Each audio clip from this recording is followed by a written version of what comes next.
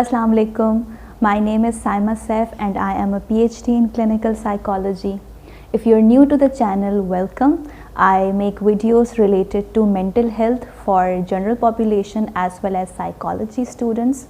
Along with it, I have started this new series called PhD Insights, in which I share my experience of PhD journey so that people who are currently doing PhD or are aspiring to do PhD in the future could learn from it.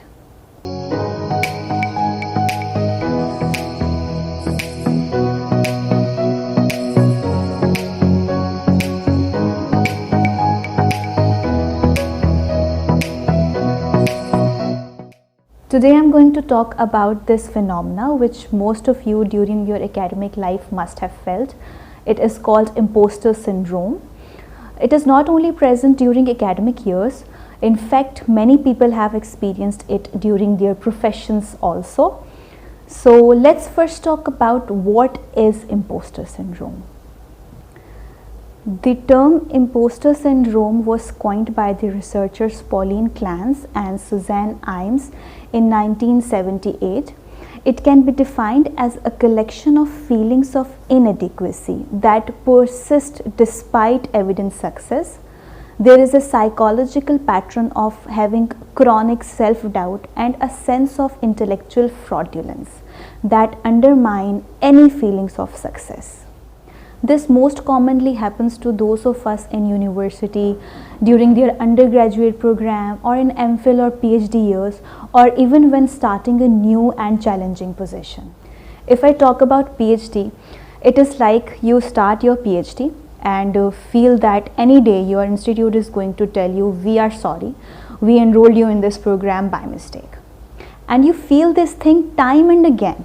Even though you know that you cleared your entry exam, you know that you passed your interview, you were deemed fit to be a clinical psychologist after your psychological evaluation. Personally, I experienced imposter syndrome when I started my first job. I had gained the required experience that was needed for the job, yet I kept thinking, how could I be hired? I had not even got my degree yet.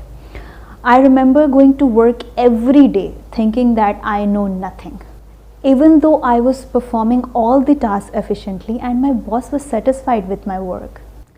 Now, if we look into this phenomena, the imposter syndrome, according to researchers, it is said to occur more among high achievers who are unable to attribute their achievements to their own efforts, qualities, or skills. Instead, they think that this achievement is just based on pure luck. Researchers suggest that this experiencing of imposter syndrome has something to do with family or school dynamics, when a child received mixed messages about competency and individual achievements.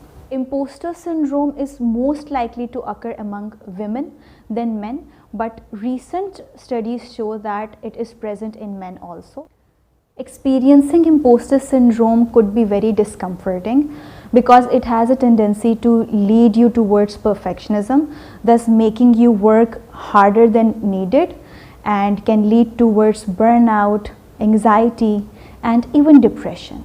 So learning to manage these feelings is very important for a healthy mind, and we can always work on things that can upset us.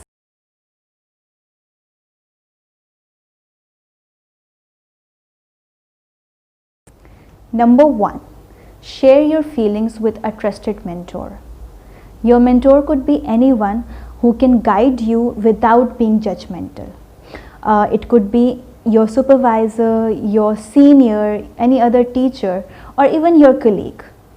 Sharing your insecurities with someone who you could trust and respect can help you separate what is real from your own perceptions of insecurities. Number 2, pay attention to your self-talk and consider whether your thoughts are empowering or disabling.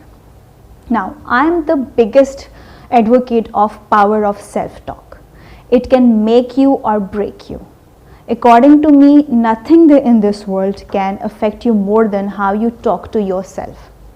So observe your inner script and see if you tell yourself, oh, I got it by chance, or I'm not good for this position.